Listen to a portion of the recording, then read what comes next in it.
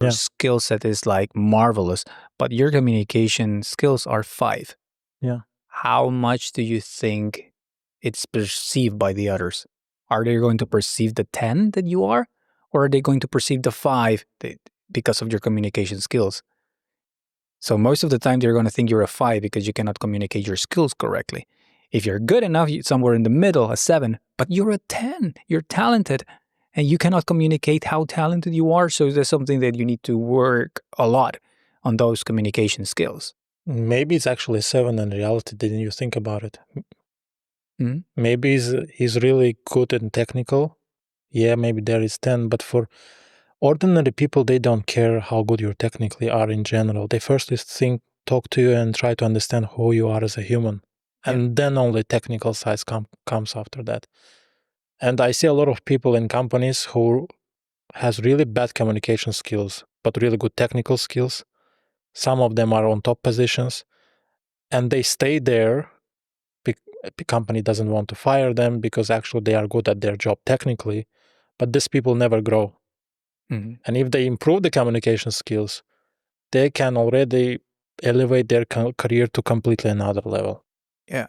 So it's up to them to decide. And it's finally time to break the stereotype about software engineers, which a lot of people still think. I don't know why in 2025 that this general software engineer is the guy with hoodie, with headphones, who doesn't know how to talk. He's only coding. No, it's not like that. We're also humans. We can communicate. We can feel. Look at the Mark Zuckerberg. They completely, Do a rebranding of it. Exactly. This is an example of, the personal branding I'm saying. This guy came from IT world, and now he's completely different person. Look at his pictures maybe 5 years ago and what he now doing, surfing, getting the flag. And they really and they really try to train him to speak like a normal person. But yeah, totally, yeah. That's a very good example of what personal branding or why is it important. In communication skill, how you can improve. What's the first step? Someone who feels that doesn't have good communication skills, where can they start? First of all, you have to have desire to do it. Some people just say that I'm good enough. They take this defensive reaction. They don't want to do it. After you feel that, okay, I understand that this is the problem. I accept this problem and I need to work on this. And by the way, my communication skills are also not the best, I think. I'm still improving this. There are a lot of ways to do it. It depends which methods do you prefer. Do you prefer to learn by books? Do you prefer to go and watch some videos? Charisma, how's it called, this channel? Yeah, for example. Charisma on demand. Yeah. For example, yeah, or go to take some courses if you prefer real practice. Or maybe, I don't know, take some mentors, coaches, not fake coaches, again, the real ones, professional ones. This is basically a lot of passes. You have to decide your own way how to go for it. There is no one size fits all answer in this. Also what I think is important, because I have been hiring in the past, and I realize that some people like it.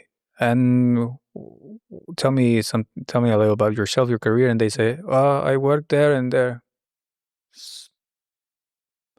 Okay, and why do you want to work here? I mean, I need a job, and I looking for a job. Uh-huh. It's like, okay, now I still have to pretend that I want to continue for the next 30 minutes.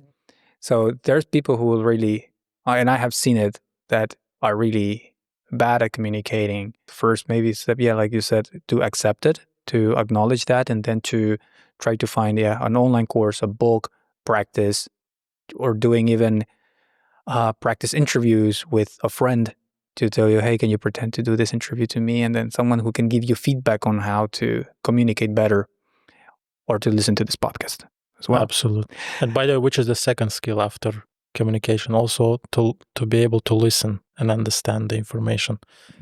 So if you combine these two, I guarantee you guys, you will take your career to the next level. Okay, my next one was, but I think this is very obvious, because it was like, how to stand out when everyone else has similar skills? Might be still communication. How do you communicate? Or your personal brand? Personal brand, when I say personal brand, again, a lot of people in the comments will say, he's kind of trying to sell us some course or whatever. No, I'm not. I really think that the industry in tech should change, both hiring, but also applying.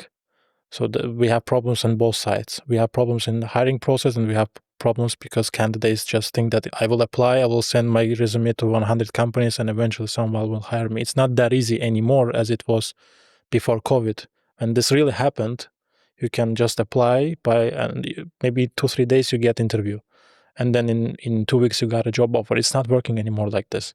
Yeah. There is a tough competition. You have to know how to stand out. And one of the ways, long term, again, it's not happen in one day.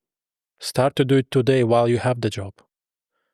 In 6 months, you will be in completely different place. In 1 year, oh my gosh, you will even people. By the way, people at your work will realize that you improve your communication skills suddenly. Because actually, you did your YouTube, for example.